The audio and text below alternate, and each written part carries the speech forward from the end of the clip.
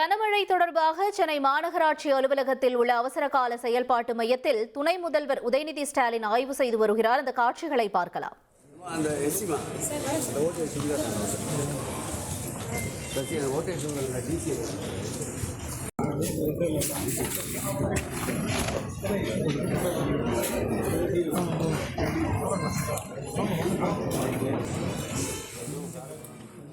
கூடுதல் தகவல்களை செய்தியாளர் சதீஷ் முருகன் வழங்கிட கேட்போம். சதீஷ் முருகன், தொடர்ந்து இந்த ஆய்வு தொடர்பான தகவல்களையும் பகிர்ந்துக்கோங்க.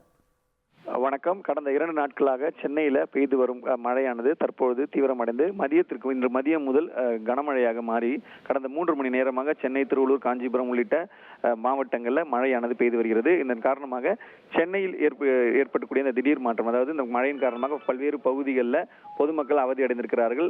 பள்ளி, கல்லூரி சென்றவர்கள் திரும்ப முடியாமல் அவதி அடைந்திருக்கக்கூடிய சூழல உடனடியாக பல்வேறு நடவடிக்கைகள், அதாவது மழைநீரை விரைவாக அப்புறப்படுத்தல் உள்ளிட்ட பணிகளை ஆய்வு செய்வதற்காகவும் பொதுமக்களிடமிருந்து வரும் புகார் மீது எடுக்கப்பட்ட நடவடிக்கைகள் குறித்தும் ஆய்வு செய்வதற்காக சற்று நேரத்திற்கு முன்பாக தமிழ்நாடு துணை முதலமைச்சர் உதயநிதி ஸ்டாலின் சென்னை மாநகராட்சி ரிப்பன் பில்டிங் தலைமை அலுவலகத்தில் இருக்கக்கூடிய ரிப்பன் பில்டிங் அலுவலகத்தில் இருக்கக்கூடிய கட்டுப்பாட்டு அறையில் ஆய்வு மேற்கொண்டார். அப்பொழுது அதிகாரியிடம் என்ன மாதிரியான நடவடிக்கைகள் எடுக்கப்பட்டுள்ளது, என்னென்ன கண்காணிப்பு பணிகள் மேற்கொள்ளப்பட்டு வருகிறது போன்ற விவரங்களை கேட்டிருந்தார்.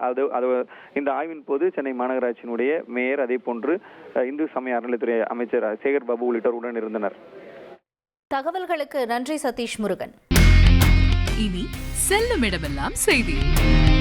தந்தி டிவியின் வாட்ஸ்அப் சேனலை ஃபாலோ பண்ணினா செல்லருக்கும் இடமெல்லாம் செய்தி.